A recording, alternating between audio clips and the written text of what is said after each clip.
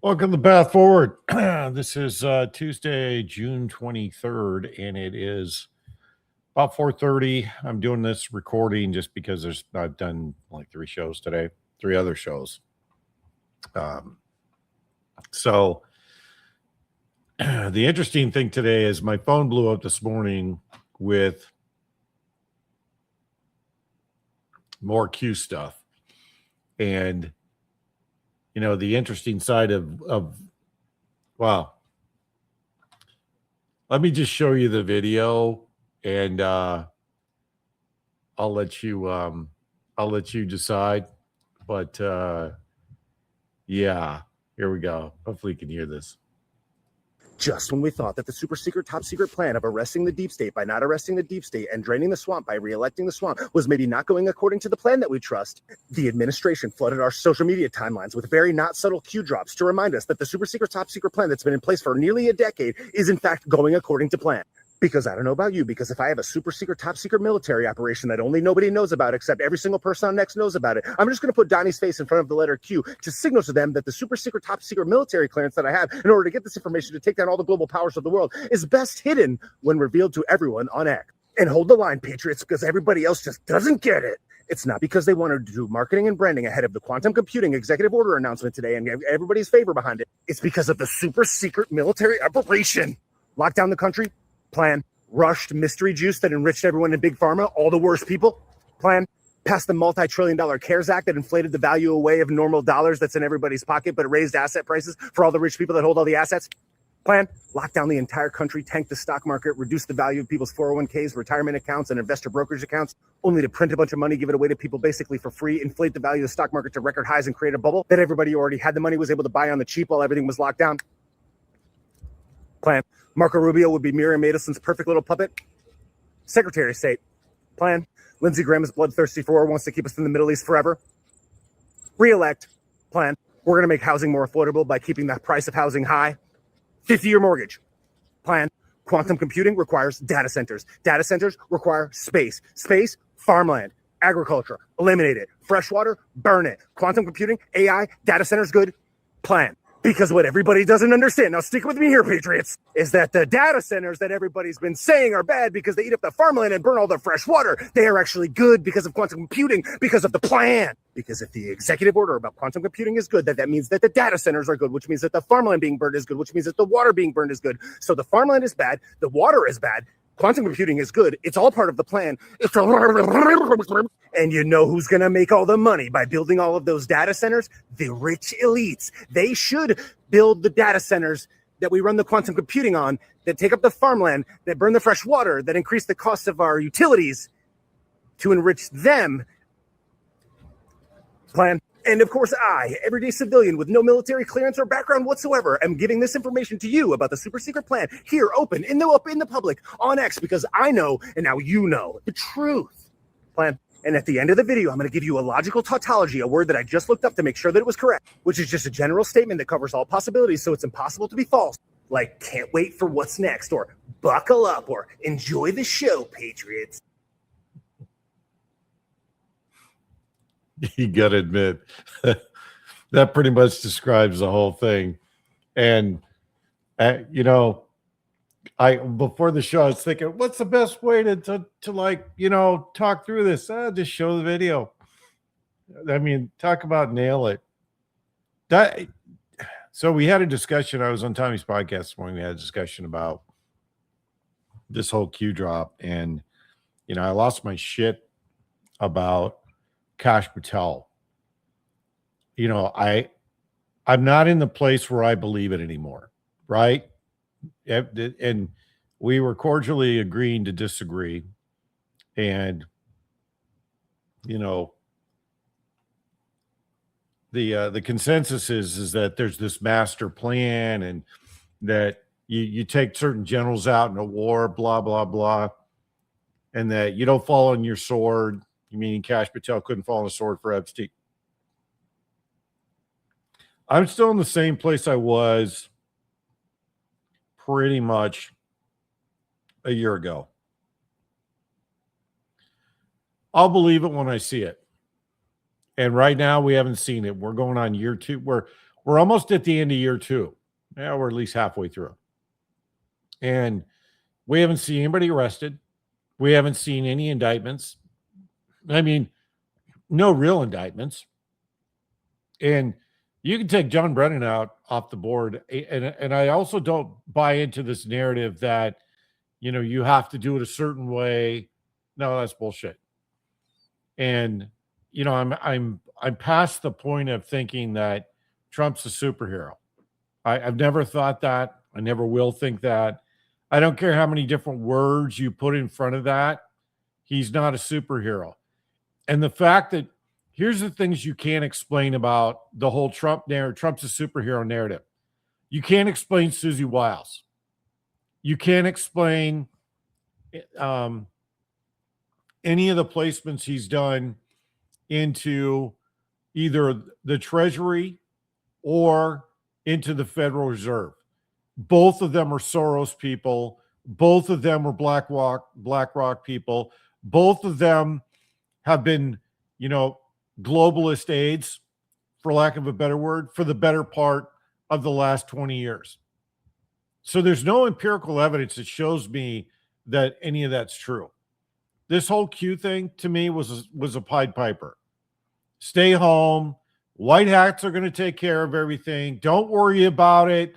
We got it. Just enjoy the show. Nothing can stop what's coming. Nothing's coming. It's just designed to keep you on the couch and to keep you out of the streets, but more importantly, to keep you from organizing. Because if people would have organized like they started to in 2020, when they saw the elections going sideways, this would have been a civil war back then. And they keep just enough bait in front of you so that you don't organize. And, this guy's point's right. Super secret plan that's all over X and just trust the plan. It's all horseshit. Wait, let me say that right. It's all bullshit. If there was a plan, we wouldn't know about it. If there was a secret agenda, we wouldn't know about it. Though the unintended consequence, and I still stick with unintended consequence, and you'll probably see Colonel Watkins and I go back and forth about it because she doesn't think it's an unintended consequence.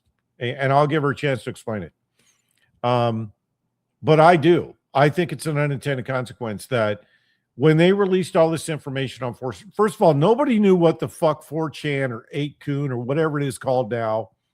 Nobody knew what 4chan was when Q first started. No one. And I read all the Q posts. I read all 4 years of it. And I remember, because my twin brother was really into it. He's like, dude, you got to look at this stuff. I'm like, this is horseshit. They're going to arrest. One of the first posts was they're going to arrest Hillary Clinton in 24 hours. Okay, that's horseshit. Then it was trust Sessions, trust Barr. I mean, it was just a litany of shit like that. Both of them are swamp creatures. And, I didn't trust Bill Barr when they named him because I knew where he came from. And I knew who he worked for, right? He was the Bush fixer. So I knew nothing was going to happen with him. And did he prosecute anybody? No, he didn't do shit. And what did Pam Bondi do? Another Bush person. She didn't do shit. But they've moved her off to a position to where she can have more impact. Yeah, doing jack shit. So I knew, and just reading the first few posts, and I think I got introduced to it in late 2018. And that's when you had Jerome Corsi, who actually I respect Dr. Corsi. He's actually a really good guy. But you had Corsi, you had a few others. You had David Wilcock, you had just a host of people doing analysis, right? I think even Jordan Sather was doing it too. And I'll disagree with Jordan, respectfully disagree with Jordan, just because, he's a friend of mine. And I know what he thinks and what he believes. I didn't believe any of it right out of the gate, because this same Pied Piper was played during just before the Russian Revolution, and it allowed them to consolidate power, which is exactly what they're fucking doing right now. They're consolidating power. And for those of you who don't know, today's post, it was a post that was released by the White House on their X account that was basically a Q post that said quantum computing, right? Well, to do quantum computing, to do quantum computing, you need a tremendous amount of compute, number one. Number two, you need the ability to be super cool the chips to a certain point so they can handle the amount of throughput. And that requires data centers. That requires fresh water. That requires real estate. That requires upending, different parts of the country that they've already chosen to build data centers. So to me, this is a more distraction. Because you remember when Trump went on TV and said, yeah, we can bend time and space. Whatever happened to that? And we're going to go inspect and we're going to do an inventory of Fort Knox. Whatever happened to that? It's more of the same bullshit. It's more of this kayfabe horseshit. And I'm done listening to it. I'm so done listening to it. Because every single time something like this is released, there's 3 months of left-handed, right-handed, offhanded masturbation about what it means. Here's what it means. Nothing. It doesn't mean shit to you or I. Why? Because even if we got quantum computing today, do you think they're going to share that with the rest of the population? How much of these oligarchs have shared? And by the way, these are the same people that were all friends with Jeffrey Epstein. These are the people that were all in bed with Epstein that are telling you this. So all of that horse shit is the same story. It's just delay, distraction, delay, right? And I'll go back to the Trump superhero thing for a second, because this is really just pissing me off now. First of all, you can't explain Susie Wiles because she's a fucking insurgent and she controls everything that goes to Trump. If there was a super secret master plan, that bitch would not be the chief of staff. Jared Kushner would be nowhere near the peace negotiations. Neither would Lutnick. Neither one of those two shrubs would be anywhere near any of these peace talks if there was a super secret, high-speed, low-drag Mach turbo plan. And they wouldn't be saying stupid shit like, trust the plan. That sounds oddly like trust the science when COVID was around. You see how stupid that sounds? All of this is dumb. And it's dumb because people buy into it and make it a religion. I mean, I still get posts for guys that are posting shit for 2017. And nothing's happened. Nothing. But let's just take stock, just so everybody's on the same page. First of all, they've stolen 3 elections, the down ballot in 3 elections. They stole the presidency in 2020. They have tainted the voting systems and the voter rolls in at least 11 states, probably more.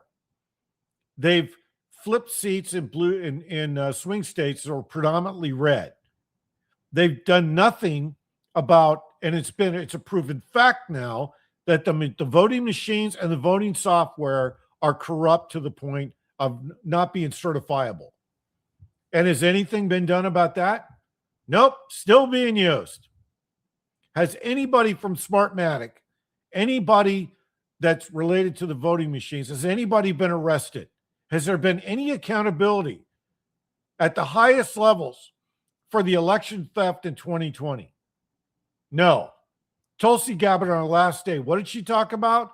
Biolabs and Fauci, knowing full well that there's not going to be any justice there whatsoever. So what does Congress do? They subpoena Fauci again. Why? Because they know the FBI is not going to arrest him. They're not going to try him for crimes against humanity or worse, treason, as they should. And she knew that going in. Everybody's like, yay, Tulsi, yay. Well, how long did you have that information? You sat on that information for how long? How many months did you have that information? And what happened to the information that you gleaned from Georgia? You were standing outside of Fulton County while they raided the office. Where's all that information? So we've seen 3 stolen elections. We've watched Obama, Clapper, Brennan, Hayden, even Comey walked away from an indictment. But none of the rest of them have been indicted for anything whatsoever. And the FBI's answer is it's an ongoing investigation. And Pam Bondi knew that she had an entire office full of insurgents in the Southern District of New York, and she fired no one. And the same with Kash Patel. He went into office, a lot of big words, a lot of bullshit, and he promoted everybody that was behind the January 6th, the real insurrection. So tell me, if you're a Q fan, what exactly has happened in the last 5 years or 6 years now, because the last post was really in 2020. What's happened in 6 years that makes you think you should trust the plan? Really? What makes you think of all those things that have happened? And I'm leaving out the biggest part. We watched an invasion of our country by illegals that was facilitated by everybody in Congress, by everybody in the Border Patrol, by everyone in Department of Homeland Defense for the better part of 6 years, and no one's been held accountable for that. I can think of at least 6 charges off the top of my head that 99% of those people would be guilty of. 1 is dereliction of duty. 2 is treason. 3 is aiding the enemy. Has anybody been held accountable for that? No. Gavin Newsom, yet another poster child for fraud, criminality, and mischievous behavior. The guy's clearly, his wife and him are laundering money. It's been widely known for 10 years, and they just stole yet another election. No accountability. So, what exactly is the plan? Who wrote the plan? So the plan is to sit around and do jack shit while they continue to steal from us, launder money, traffic children, and continue to run the country into the ground, a controlled demolition of our economy, and oh, by the way, start wars that no one's in favor of. What exactly is the plan again? What exactly are we waiting around for? What are the white hats doing again? What is it that they're doing? I'm a little unclear, because the super secret plan that everybody knows about, that everybody's saying trust the plan, is really not a plan. It's a plan that's opposite of what we think the plan is. They're not saving America. They're destroying America, and they're doing it in a controlled demolition. But yet I'm supposed to trust the plan. And I'm supposed to trust that quantum computing is going to save the day. There's not been one thing that's come out of this government in the last 55 years that has been beneficial for humanity or for the people of this country. So what exactly is the plan that I'm waiting for, and who exactly is going to execute that plan? Oh, well, we have to wait for the system to completely fail. The system's failing. They're helping it along. At the same time, they're planning for what their digital control grid is going to be. And oh, by the way, did I mention Section 224, which integrates the Israeli army and the U.S. Army? It basically gives them unrestricted access to all of our R&D and all of our secret programs. Why the fuck is that a good idea? What part of the plan is that? Somebody tell me which part of the plan that is. Explain to me how there's a secondary plan where Congress gives away the entire country to the Jewish lobby and the state of Israel. Exactly how is that part of the plan? And then there's Big Pharma. Big Pharma has been killing people now for 7 years. And there's literally no accountability for any of it. Where's that in the plan? What part of the plan is that? You see how stupid this is? This whole mindset that there's some secret army behind Trump that is working to destroy the cabal and the deep state is dumb, because he's hired nothing but swamp creatures since he came in office. Susie Wiles has been actively hiring fucking lobbyists to run departments inside of the U.S. government. USAID was so corrupt, they could not answer the question about half of the programs that they were running. Supposedly they're running all these programs to educate, and help people around the world, but they couldn't show you one shred of evidence that they were actually doing anything other than laundering money. And where did they move it? They moved USAID under the Department of State, the functioning parts, whatever the fuck that means. And we're supposed to trust that there's some super secret group of people behind Trump, some 50 generals that asked him to run, and he's saving the day. I don't see that. I see a bunch of grift. I see a bunch of criminality, and I see a system that's not repairing itself, and has no incentive to repair itself. We have an entire Congress that has basically given the middle finger to the entire country and represents whatever special interest is paying them the most money. That's not a plan. That's demolition of this country. And this whole Q thing to me is just stay on the couch, don't do shit, watch football, play video games, whatever it is that you do, and don't organize at all. And people are happy to go along with it. Blissfully unaware.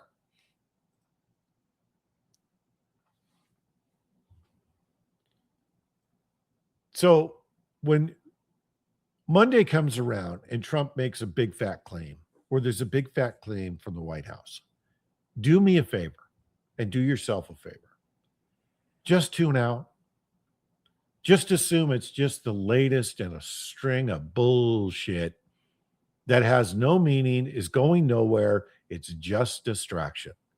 There is nothing else attached to this that is even remotely going to be actioned for anybody other than the banker class and the elites. Those are the only people that are benefiting right now. And if this is the plan that the Q guys are really, really jazzed about, let me just tell you, keep score. Okay? Let's go back to 2017. In 2017, you could buy a loaf of bread for 99 cents. You could buy a steak for less than $7. You could go to Costco and spend $30 and get 5 pounds of steaks. You could buy 2 roasts for $20. You could buy a house for $600,000. Now those houses are $1.5 million. You could actually afford to go and take a 30-year mortgage. You could afford to buy a car because cars were still around 50 or 60 grand for a really top-end car. I mean, I'm not talking, Range Rover or Rolls Royce. I'm talking Chevy, Ford. Now you can't touch anything for under $80,000 brand new. And trucks with diesels are 100 grand. That's a house. You're going to spend 10 years paying off a depreciating house. How is that better? How is that a part of the plan? Which part of the plan is that? Because I'm really unclear if that's supposed to be a part of the plan. Real estate is completely unaffordable for 90% of the American public. And that's not even the worst part. The worst part is in 2017, we only speculated that our government was run by pedophiles and controlled by a foreign country. Now they've told us that, and there's been no outrage. So exactly which part of the plan is that? To where they've doubled the cost of living, doubled the price of energy, tripled the price of housing, tripled the price of vehicles. How is that a part of the plan? How exactly does that make our country better? How exactly does that fit into restoring and getting rid of the swamp? to me, the swamp has really expanded their operations and made them way more efficient. But call me crazy because I'm a skeptic.